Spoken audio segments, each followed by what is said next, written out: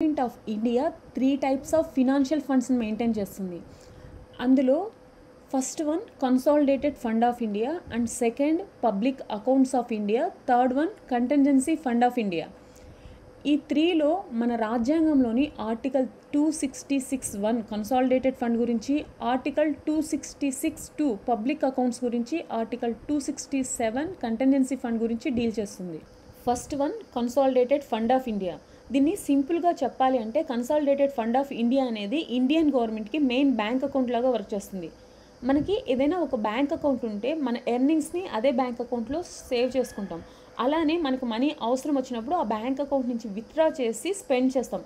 ఇక్కడ కూడా same Indian గవర్నమెంట్కి కన్సాలిడేటెడ్ ఫండ్ అనేది మెయిన్ బ్యాంక్ అకౌంట్ లాగా వర్క్ చేస్తుంది. ఇండియన్ గవర్నమెంట్కి రిసీవ్ అయ్యే రెవెన్యూని ఈ బ్యాంక్లోనే అంటే కన్సాలిడేటెడ్ ఫండ్లోనే డిపాజిట్ చేస్తుంది. అలానే ఏదైనా మనీని ఖర్చు చేయాలంటే కన్సాలిడేటెడ్ ఫండ్ నుంచి విత్డ్రా చేసి స్పెండ్ చేస్తుంది. ఇక్కడ రిసీవ్ అయ్యే మనీ ట్యాక్సెస్ నుంచి, నాన్ ట్యాక్సెస్ నుంచి, అలానే ఎప్పుడైనా గవర్నమెంట్ లోన్స్ తీసుకుంటే ఆ మనీని కూడా కన్సాలిడేటెడ్ ఫండ్లోకే డిపాజిట్ చేస్తారు. లోన్స్కి షూరిటీగా కూడా కన్సాలిడేటెడ్ ఫండ్నే చూపిస్తుంది ఇండియన్ గవర్నమెంట్. ఇక్కడ బ్యాంక్ నుంచి మనీ విత్డ్రా చేయాలి అంటే కన్సాలిడేటెడ్ ఫండ్ నుంచి మనీ విత్డ్రా చేయాలి అంటే ప్రెసిడెంట్ పర్మిషన్తో పార్లమెంట్లోకి ఇంట్రడ్యూస్ చేసి పార్లమెంట్ పర్మిషన్ తర్వాత మాత్రమే ఈ మనీని స్పెండ్ చేయగలరు. మనీని స్పెండ్ చేసేది శాలరీస్ కోసం, అలానే ప్రెసిడెంట్కి ఇచ్చే అలవెన్సెస్ కోసం, ఇంకా ఎమ్మెల్యేస్ ఎంపీస్కి పే చేసే పెన్షన్స్, లోన్స్కి పే చేయాల్సిన ఇంట్రెస్ట్, అలానే మనకి యాన్యువల్ బడ్జెట్ ఎక్స్పెండిచర్ కూడా ఇదే ఫండ్ కిందకు వస్తుంది. Second one public accounts of India. ఇక్కడ నేమ్లోనే ఉంది పబ్లిక్ అకౌంట్స్. ఇది పబ్లిక్ మనీ, గవర్నమెంట్ మనీ కాదు. జస్ట్ గవర్నమెంట్ అనేది ఈ మనీకి సేఫ్ గార్డ్గా ఉంటూ ప్రొటెక్షన్ ఇస్తుంది.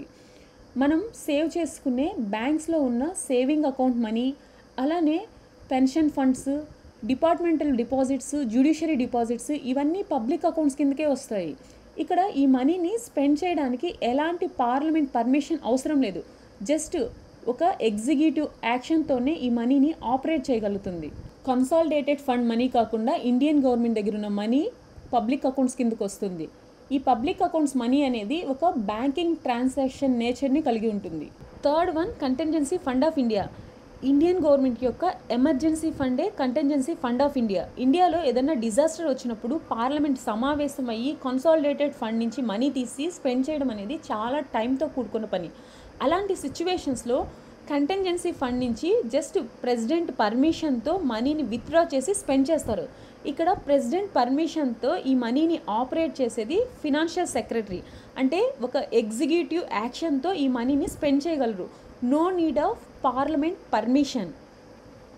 ఈ మనీని డిజాస్టర్ కోసం ఒక 100 crores స్పెండ్ చేశారంటే ఈ మనీని అగైన్ పార్లమెంట్ పర్మిషన్తో కన్సాలిడేటెడ్ ఫండ్ నుంచి మనీ తీసుకొని కంటింజెన్సీ ఫండ్ని ఫిల్ చేస్తారు. అంటే కంటింజెన్సీ ఫండ్ అనేది నథింగ్ బట్ కన్సాలిడేటెడ్ ఫండ్ మనీనే. కాకపోతే ఎలాంటి పార్లమెంట్ పర్మిషన్ లేకుండా యూటిలైజ్ చేసిన తర్వాత పార్లమెంట్ పర్మిషన్తో కన్సాలిడేటెడ్ ఫండ్ నుంచి 100 crores అగైన్ కంటింజెన్సీ ఫండ్లోకి డిపాజిట్ చేస్తారు. మనకి 2005 కంటే ముందు ఇండియాలో 50 crores కంటింజెన్సీ ఫండ్ ఉండేది. 2005 తర్వాత అంటే సునామీ తర్వాత ఈ ఫండ్ని ₹500 crores ఇంక్రీజ్ చేశారు. సో ఇక్కడ కన్సాలిడేటెడ్ ఫండ్ ఆఫ్ ఇండియా అంటే ఈ మనీ ఇండియన్ గవర్నమెంట్ యొక్క ఎర్నింగ్స్ అండ్ స్పెండ్ చేసే మనీ. పబ్లిక్ అకౌంట్ మనీ అంటే ఇండియన్ గవర్నమెంట్ దగ్గర ఉండే public money. And contingency fund అంటే గవర్నమెంట్ యొక్క ఎమర్జెన్సీ ఫండ్నే కంటింజెన్సీ ఫండ్ అంటారు. Thank you.